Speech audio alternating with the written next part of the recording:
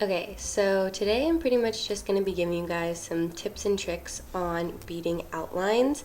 This is the one I'm going to be using today. It's a really cute teddy bear, and yeah, it's more of a difficult design that I picked, but I just happened to be working on this project and I thought I would take the opportunity to do a little tutorial, if you will. So starting out with your design, I bead all my designs on Procreate. Or I draw them out on Procreate, and then I print them on just regular printing paper, and then I use Pellin. And this is great because now I don't have to sew down my designs. I can just iron it on and it's great.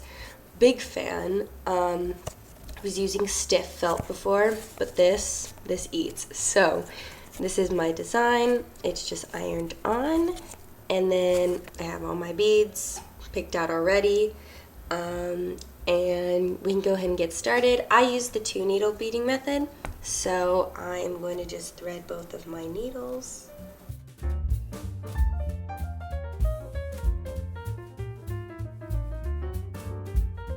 Okay, so now that I have both my needles threaded, it's time to pick a good spot to start.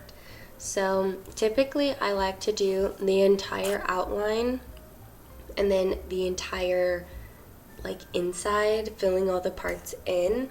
Unless it's my very first time beading something, I might bead something as I go.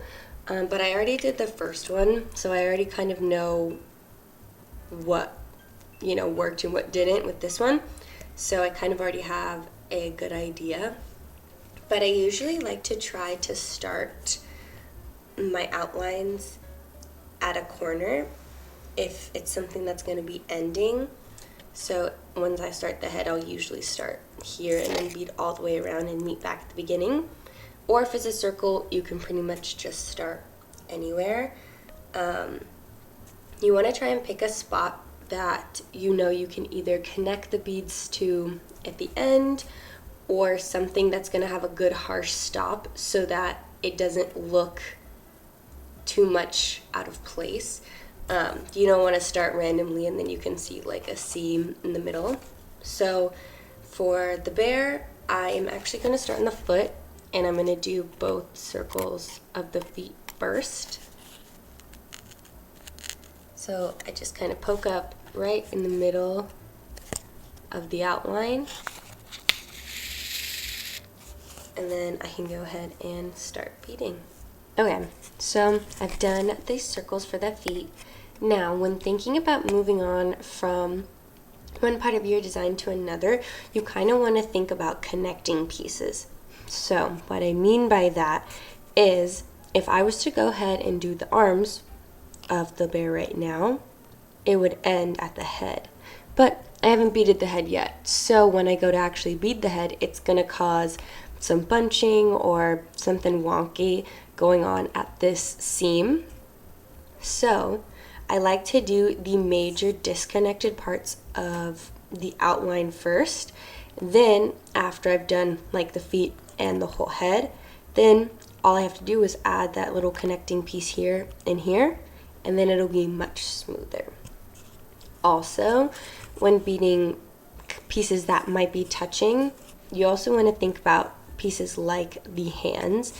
So for example, if you're going to be beading, so you want both the rows to be touching, you kind of have to slightly go outside, or I guess inside of the outline, because if you follow the line exactly, your beads are going to start to bunch right here. So you always want to take into consideration parts that you want touching and parts that you don't want touching. So I'm going to go ahead and move on to the head. And like I said earlier, I'm going to start at a corner. So I'm going to start right here at the ear on this side, and then I'm going to go around this way. Okay, so I've just beaded from this corner of the ear to this corner of the ear, and I wanted to go over a part when you get to corners. There's a couple options. So you could just continue on and kind of create more of a rounded edge, or you can actually stop your row and then start up again to go around this way. And you can do it either way. It just depends on what kind of look you're going for, if you want more of a rounded edge or you want a more defined edge. But for a more defined edge, you go ahead and stop whatever row you're working on, and you go ahead and poke your needle down, kind of creating that hard stop, and then you can poke back up to continue on. And once I add some more beads,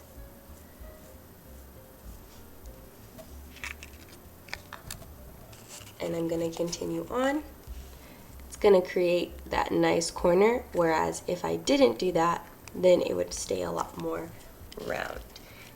And I'm actually going to re-poke up closer to this side, that way the edges line up a little bit better. Okay, so I re-poked up my thread so the beads line up, and that creates a nice little angle there. So now I'm going to continue on all the way around the ear, and I'm again going to stop at this corner, re-poke back up, go all the way here, and do that all the way till the end. That way I have some nice crisp bare ears. Alright, just finished off the head, and now it's time to do the connecting arms. So what's good about the connecting pieces is this is typically the easiest part. You just want to make sure you don't add too many beads on that pushes the other parts of your design inwards. But I also wanted to put in something that I forgot to say earlier, is when you are doing outlines specifically, this isn't too important for the inside, but more for the outlines. You want to make sure when you tack down your beads, you're tacking down every other bead. That, or just like every single bead, not every other bead.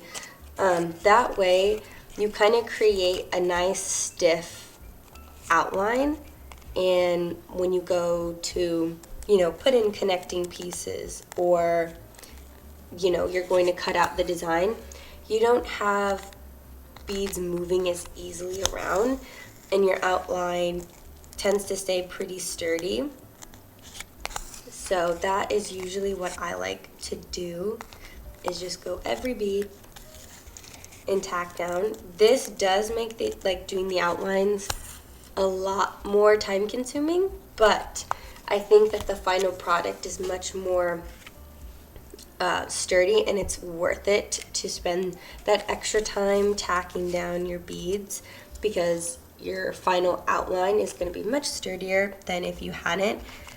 And that's usually my preference, especially if you're doing something that has lines and curves.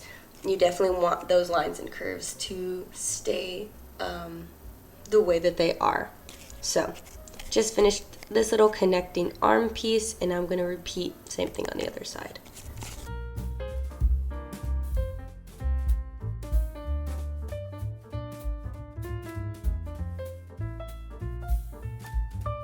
Now it's time to do these inside arm parts.